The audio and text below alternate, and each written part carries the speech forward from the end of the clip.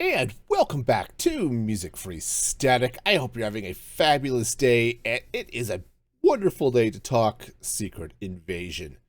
That's right, the new Marvel show just finished up on Disney Plus. Okay, it was last week as you're listening to this, but still, we're gonna dive into it. And this may be a little bit longer one. I've got a lot of notes, and heck, there were 6 episodes to talk about. So let's go ahead and dive in here. Um, First off, I have to tell you, I was a little bit prejudiced against this show. Okay. Uh, Primarily because I hate evil twin stories. Never liked them. And Secret Invasion is nothing if not an evil twin story. Well, the good news is there wasn't a huge amount of actual evil twin problems. So that at least was good. There was one, and I'm gonna tell you right now, I am talking full spoilers. The whole series is out on Disney Plus. It's been out for a week by the time you listen to this. I am going full spoilers. So if you don't want spoilers, watch the show and then come back. I do have to say there are a couple of things, just to sort of set the stage. Okay, Secret Invasion was a pretty slow burn, really, which wasn't bad. Okay, this is definitely a series that I think is going to be a better binge than it was a week to week series. Okay, and I think it was one of the most movie like of the Disney Plus shows, but because it was a TV series, because it was longer, they really had time to linger on some of the character moments, which was a good thing, I think, because it was the character moments that were the best part of this show. There were a number of character relationships that I really, really liked, that they really got to dive in and explore. The first was Nick Fury's relationship with Vara, his wife. That was a beautiful relationship, and it was acted amazingly, and oh, it was so deep and so touching. If nothing else, you could watch Secret Invasion for that relationship, and you could truly feel how much they loved each other. But their relationship was not without problems. I mean, you had the issues with the blip. Fury was blipped and Vara wasn't. The fact that Fury is off all over the planet, or off planet, as the case may be, trying to solve the world's problems or just stay out of them, which is another interesting aspect of Fury's life. But that was beautiful. I loved that. The other relationship I thought was really interesting was Talos and his relationship with his daughter Gaia. Now, it's strained. Gaia's working for the bad guys, right? She's working for Gravik, who is the big villain of this piece, and she's played beautifully by Emilia Clarke. So I want to see Emilia Clarke do more in the MCU. Heck, I want to see her do more in Star Wars, but that's a whole separate discussion. But she's siding with Gravik because she agrees with the basic premise. Now, the idea here is that the Skrulls, they've been on Earth since the 90s. This is covered in the movie Captain Marvel. And they are looking for a home. Nick Fury promised to find them a home. And couldn't. They could not find a suitable planet. Fury doesn't tell them that. He just sort of lets them sort of linger. Well, eventually what happens is pretty much the entire Skrull race, or what's left of it, ends up on Earth. And a whole race of shapeshifters is fun, I suppose. Gaia's issue, and Gravik's stated issue, is that they want a home where they could be themselves, where they don't have to disguise themselves as humans. They could just be their green, pointy-eared selves, right? And Gaia believes this, and she believes it hard, and she never stops believing that, even when she turns, right? So Talos is like, no, we're just gonna blend in, we're gonna be peaceful, we're done with war. And Gaia's like, no, I want a home in my own skin, and Gravik is the way to go here. Right up until Gravik gets super violent and starts, basically has decided to conquer the world and just exterminate the human race and take over the planet for the Skrulls. Okay, cool. And Gaia believes in the first part of that mission, a home. She doesn't agree with the methods. So even when she goes back to Talos and she knows Gravik is wrong, but so is Talos in her view. And so she doesn't, this is one of those times where there's a great amount of nuance, because often you'll get the kid's on the wrong side and turns and believes what the parent believed wholeheartedly. No, she doesn't do that. She flips to oppose Gravik and his methods, but she still believes what she believes. And that was, I think, a great bit of nuance and made for that relationship very interesting. Right up until Talos dies and nobody says anything about him again. I mean, or barely does anyway. So that was a really the best part of Secret Invasion were those relationships. Even the relationship between Talos and Nick Fury was really interesting. I mean, Talos is fed up because Fury kind of failed, which is what's led to Gravik and the whole problem to begin with. But they're still really, really good friends. And so again, the relationships are what make Secret Invasion a fun show. It's just the rest of the show that's a problem. Now, what's fun is this is a show about Nick Fury trying to fix a problem that he created. Okay? So, he promised to find the Skrulls a home, and he didn't. Captain Marvel promised to find them a home, and didn't. Now, to give Fury a little bit of slack here, humanity is not a spacefaring race. So the idea that humanity is going to be able to find a new planet for the Skrulls to live on is sort of laughable to begin with. But Captain Marvel can travel space, and she didn't find them a home. So I'll give Fury a little bit of a pass on that. Other than he just kept playing the Skrulls. It's like, well, I can't find you a home, but I'll let you be my little spy puppets. Yeah, that was a little weird.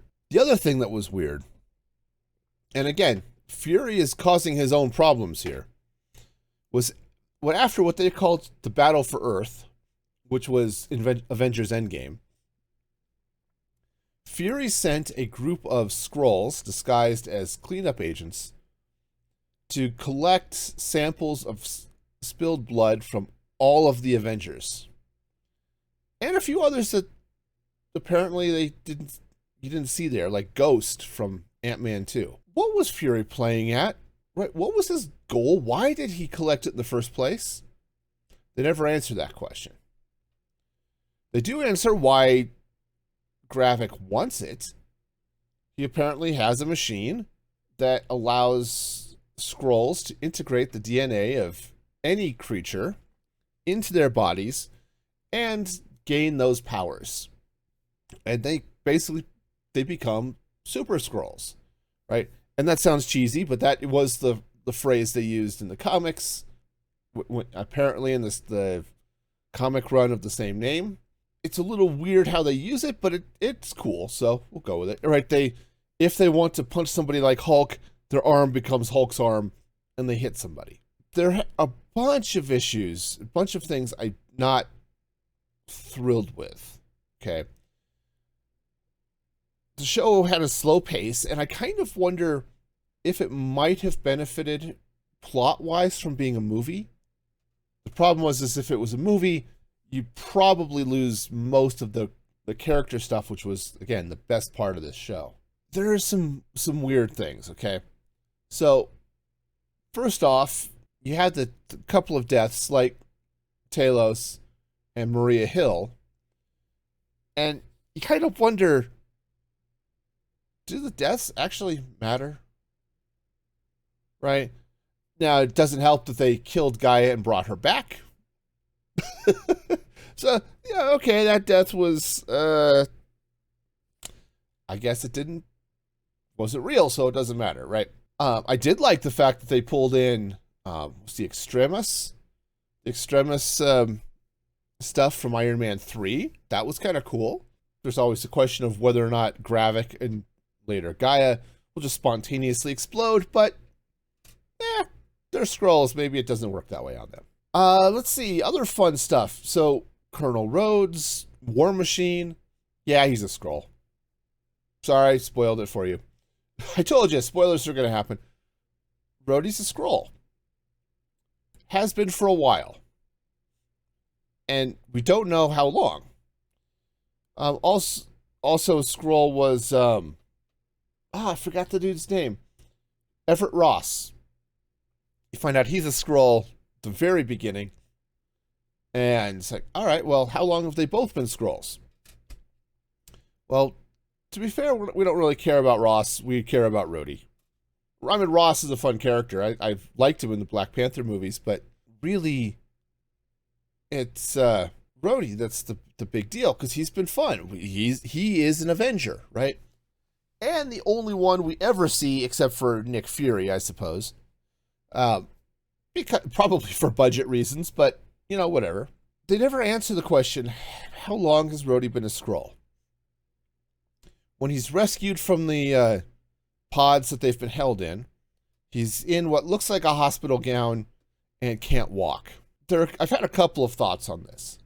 The easy answer is that he was taken from the hospital after Civil War. Okay, so remember in Civil War, he got hit by, she got shot by somebody, Vision, I think. And it was an accident. It was friendly fire. But he went down, he crashed, and it did bad things to his spine. And you end up with him learning to walk again while Stan Lee delivers a package for Tony Stank. Okay? So that's the easy answer. There are some things I don't like about that answer, because he's got some touching moments in the whole Infinity Saga, but especially Endgame, with Tony's death and all that fun stuff, right? Now, here's the deal. He's in a hospital gown. He could have been in a hospital many times since then. He could have been in a hospital after Civil War. We actually don't know how well healed his legs are. Since it wasn't Doctor Strange that fixed him, we just don't know. I think they showed him in the Infinity War movies wearing leg braces to help him walk. Well, he didn't have those braces on. So it's very possible that it could have been post-Endgame, and he got, same thing, he got taken while at a hospital, and then the Skrull took his leg braces. So he still can't walk without them. So, you know, there's still a range there. And I saw some comments that was like, hey, we could have trimmed some of this other stuff to have shown Rhodey becoming, getting taken and being replaced by a Skrull, which I think would have been a good answer to give us as viewers. So I don't know. I don't know. I said that I don't like the taken right after Civil War answer, but I will. But, you know, it could be whatever, and they'll probably If it is, of course, that means he was a Skrull through the entire Infinity War. So, who knows? Oh, let's talk the final fight. So, inevitably, there's going to be an epic showdown with Gravik, Super Skrull, who is he's already given himself Groot powers. He's given himself a couple of others. And he uses the Groot powers to kill lots of people. Okay. Because he is the bad guy. Right. Wonderful. So, at the end of the series, Fury shows up, shoots his way through. It's in a nuclear power plant, so that's been shut down. So the radiation is killing him. He shows up, gives Gravik the harvest, they call it. The DNA of all of the supers in the world, apparently. And he fires up the machine to give himself those powers. Fury's in the machine. Oh, and then you find out it's not actually Fury, it's Gaia. That means she also gets all of the powers of everybody. So you get this fairly typical MCU CGI fight that's everybody, right? They're punching each other with various flavors of super strength people, whether it's Hulk or Korg or one of Thanos' brawler kids. Gaia whips out the Mantis powers and puts him to sleep. You know, all sorts of fun stuff, right? It was a fight. I don't know if I've just seen enough super powered CGI fights that I just don't care anymore, or if it was inevitable, and obviously Gravik's going to lose. So, I don't know. I don't know at all. So, but it was fine. You know, it was interesting seeing them whip out all of the different powers, including the Carol Danvers, Miss Marvel type stuff, or Captain Marvel stuff. Okay, and they dropped her name a lot, probably because there is a movie starring Captain Marvel here coming out in October, I think, The Marvels, which I'm very excited about, by the way.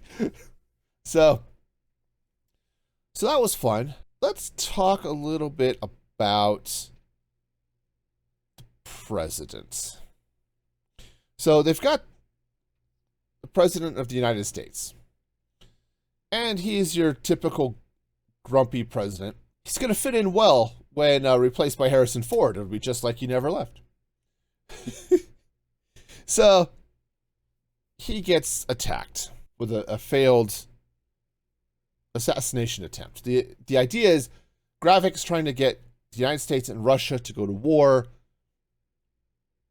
because the Skrulls are immune to radiation. So as long as they don't get nuked, they can live on the planet just fine. Yeah, the rest of the biosphere, yeah, that's a whole different story. But they're hoping that it will help spawn the genocide that Gravik wants to then make Earth a home for the Skrulls. Okay, so Rhodey is his chief advisor, and of course, being a Skrull working for Gravik, that becomes problematic.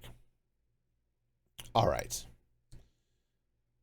So here is the issue. The plan is for the U.S. to launch first. So, and actually there was sort of a weird, I'm gonna have to watch the show again because I freely admit I might have missed something.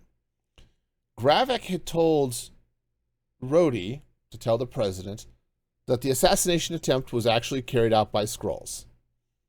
Okay, cool. But then you get the start of the last episode and Rhodes is telling him, oh, it was all the Russians and we need to nuke the Russians. I'm not sure if something got missed in rewrites or what the deal is, but you end up with your almost expected fight. Argument, really. It's the who do you trust argument, right? got the president, you've got Skrull Rhodey trying to tell him to nuke the Russians, you've got Nick Fury telling him to not nuke the Russians, and it's like, who do you trust? Because Fury's been sort of labeled an outlaw throughout most of this series. But the reason they're able to have the argument is Sonya Falsworth, who's working for the UK, has multiple guns on Rhodey, and she just stands there. Now, my problem with this is that the character of Sonya Falsworth has been so amazing in this show. I should have mentioned her earlier, but it's not her relationship with others that was awesome. She's just this very cheerful, no-nonsense, I'm going to do what I need to solve my problems here. She was a fun character. There's a scene, she walks into a butcher shop where they're interrogating a Skrull that's been captured. Still in human form, insisting that he's American because the plan is that it was Americans that that bombed this Russian square in Moscow or something. So she walks in, she grabs a pair of meat shears as she walks in, because, butcher shop. And, okay, she's there. She's very, hi, how are you doing? Very pleasant, very sweet. And almost immediately grabs his hand, cuts off a finger, which immediately then reverts back to being a Skrull finger. Yeah, right, this is the type of person we're dealing with. And you see her, she shows up a couple of times, Skrull hunting. And is not afraid to lay down her version of the law. Right? She walks into the office of her boss, who's like, what are you doing? Why are you here? What's going on? Security eventually starts coming in, and she just sighs and shoots her boss in the thigh, and he bleeds purple. Oh, look, he's a Skrull. Wonderful. Fun, very fun character. I would have liked to have seen more of her, I think, and I hope we do. Especially since Gaia ends up working for her, so that could be fun.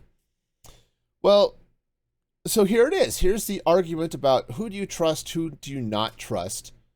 And Sonya is right there with two guns on Rhodey. One at his head, one at his side. While they have this long, dragged out argument of who do you trust. It's like, Sonya is one of those people who I think would solve this problem in about half a second if she just shot Rhodey. Right? Not necessarily killed him. Okay, Skrull Rhodey. Remember, Rhodey in quotes. He's not the actual Rhodey we all know and love. But she could have given him a non-fatal wound, just like she did with her boss at MI6 or whatever. And, oh, look, see, he's a Skrull. Conversation over. Stop the nukes. No, we eventually get that, but only when Rhodey decides he's had enough of this, attacks Sonya to grab a gun, and eventually Fury puts a bullet in him. I kind of felt like that didn't go to character for Sonya. All of that said, let me give you sort of my final summary. Is I've been going along, and I kind of expected to. I did like the show. It's definitely a show it's a great character story with a Marvel action movie spliced into it. I'm kind of left wondering if it even matters. And, let's come back to that here in a minute. But it was a good show. I think it might have been a better movie, but again, I liked the relationships that we were able to explore because we had the time to do it. Okay, so that was cool. It started like the show was going to have the feel of a political thriller. Okay, a lot of people, I remember reading online, especially after the first episode or two, sort of likened it to the Jason Bourne movies, at least in sort of the premise. I've seen a number of these political thrillers where it's never quite know who you can trust. And not because they're evil twins, the people you should be able to trust, you can't. And the people you can trust are those you shouldn't be able to, right? It's like in, any number of ones. Minority Report, I remember being one. It's like, he's on the run from the government, the police, the people he's known and worked with. He's having to trust the criminals that he's been arresting. I'm expecting that sort of story. It kind of shows up, but then you never really get it. You never really get that tension. You never really get that tension overall, which I think is a little bit of a failure on this. I've heard people complaining about, hey, we ended multiple episodes on a dramatic death and nothing came of it. Well, I don't know if it actually matters or not. Okay? I'm not here to break down story structure and all of the film critic stuff. It was fun though. But it was never really a show that I came out of saying, hey, let's talk about this. And this is one of the reasons I didn't talk about this show week by week. I'll probably do that with Ahsoka. But this was a show, I said, that really benefits from a binge because it is, I think, the most movie-like of everything that they've done so far on Disney+. But that brings me back to the point I had paused a moment ago was, does the show even matter? And this is a problem they've had, sort of an ongoing problem with Disney+, or the shows that are on Disney+. It's, do they matter? From a movie perspective, there's the question of, do you need to have seen the Disney Plus shows to actually understand what's going on in the movies? Because the movies, in theory, are the bread and butter of the MCU. With Doctor Strange and the Multiverse of Madness, Wanda is the villain. She's trying to get her family back that she had during WandaVision. Okay, I hated what they did to the character, and I probably could do a whole really late movie review on Doctor Strange, but WandaVision ended in such a place with Wanda accepting the grief of having lost all of these people that she loved, but especially the Vision. So that kind of mattered. But Moon Knight we've never seen again. I'm not sure they know where to put Moon Knight. He'd probably fall in with Blade and that side of the MCU if it ever gets started. Hawkeye. Now, Hawkeye, I think, really set up having our new Hawkeye be the Hawkeye going forward in the MCU for the sort of a Young Avengers thing, right? They've been sort of setting up that ongoing in some of these other shows and some of these other movies. She-Hulk. Maybe we'll see her or get a reference to her in the new Daredevil show. But in the movies, they've said She-Hulk will show up in the movies. Will she really? We don't know yet. Falcon and the Winter Soldier. Okay, we knew at the end of Endgame that Falcon's got the shield. Old Captain America shows up and gives him the shield. So in Captain America 4, which is starting up, you've got him as Captain America with the shield and a new costume. Oh, does it matter where he got the costume? No, nobody cares. Oh, he just has a new costume. Cool.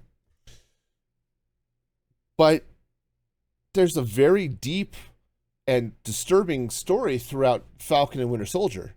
A good story, but a hard one to watch because of some of the depths that it dives into in things like racism and that type of thing. Does it actually do anything that matters in the MCU as far on the movie side? I'm not sure that it does. And I kind of feel like we're sort of in the same place with Secret Invasion. We know Fury has been sitting around in the space station working on Sword from the end of one of the movies. Fury's up there, on a sort of on a beach set. It's like, all right, back to work. And he's back in the space station. So this deep dive into Fury's backstory and him cleaning up this mess with the Skrulls said it was a good story. I think there was some good stuff here. I just don't know how much they're actually going to reference it at all, or how much it's going to affect the MCU on the movie side. I kind of expect his wife to show up, but beyond that, I don't know.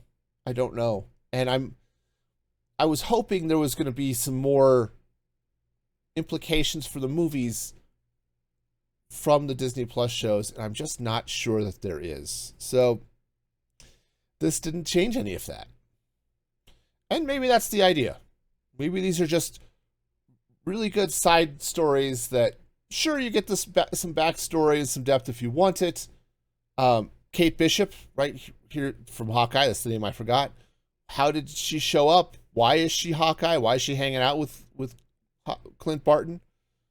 How does she know Clint Barton, right? Okay, you can go back to the show and watch it, but it doesn't matter for the movies. Okay, it's kind of the same way with Star Wars in some ways. Sure, the books give you some great backstory, but they don't obviously mean anything for the movies. And a lot of the TV shows, like the Clone Wars and Rebels, they give you some great backstory. You didn't necessarily need to watch them to appreciate The Mandalorian right here, because you could watch Bo-Katan's whole story through Clone Wars and Rebels, but you don't really need to know it to understand what's going on in the most recent season of The Mandalorian. So, I don't know. I'm not sure. Actually, no. I know I don't like how, I don't want to say quite irrelevant, but that's kind of the feel that these shows have had on the MCU. So to sum up, I liked this show. I liked Secret Invasion. It's definitely worth watching. I'm not entirely sure I will rewatch it, but, you know, it's 6 episodes. Most of them, I mean, they're all less than an hour. Most of them, especially at the end, are like half an hour. So it's definitely worth spending a little time with, and I don't think it did any harm to any characters like Falcon and Winter Soldier did to the character of Sharon Carter. So take a look, form your own opinion. Let me know what you thought. Drop a comment on YouTube, join my Discord. We can talk about movies and stuff all day. It's great. So that's my take on Marvel's Secret Invasion. It's on Disney Plus. Check it out. And until next time, be excellent to each other. And this is Music Free Static signing off.